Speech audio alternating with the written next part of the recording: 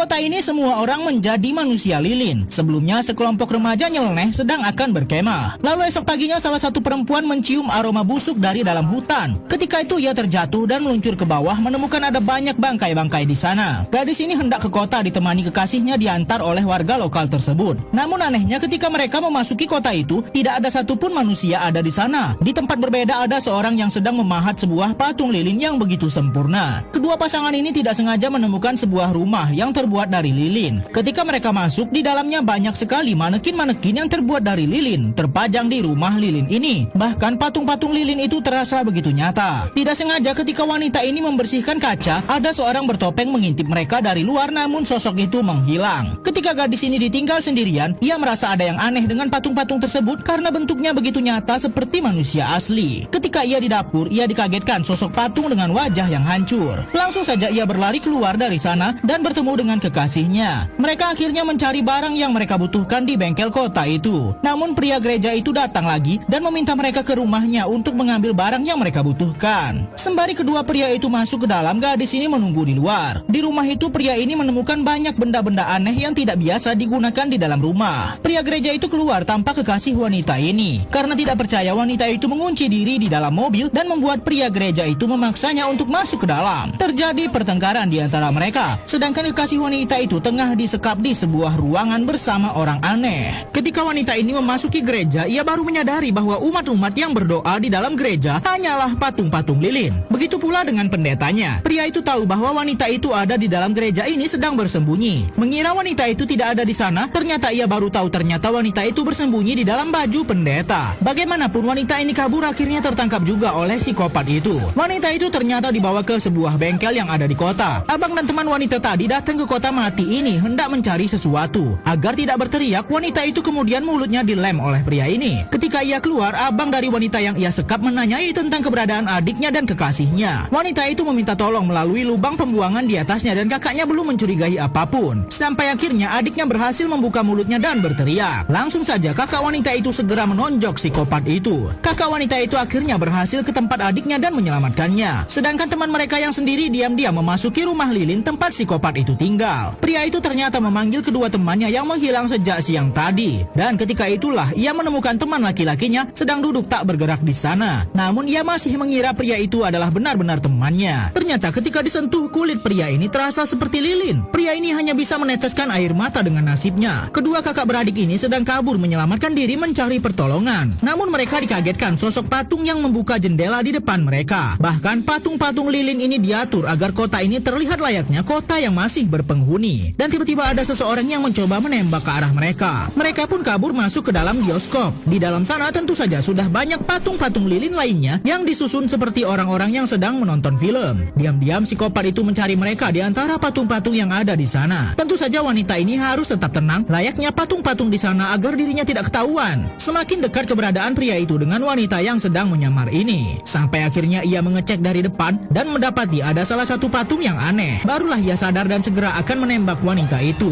Sampai akhirnya kakak dari wanita itu datang dan menembak busur ke arahnya. Tepat ketika psikopat itu keluar, ia pun ditembak mengenai dadanya. Polisi dan ambulans berdatangan ke kota mati ini dan menyelamatkan mereka. Mereka pun dibawa pulang, namun wanita ini masih menemukan orang mencurigakan lainnya yang sebelumnya mengantar dirinya dan kekasihnya masuk ke kota ini.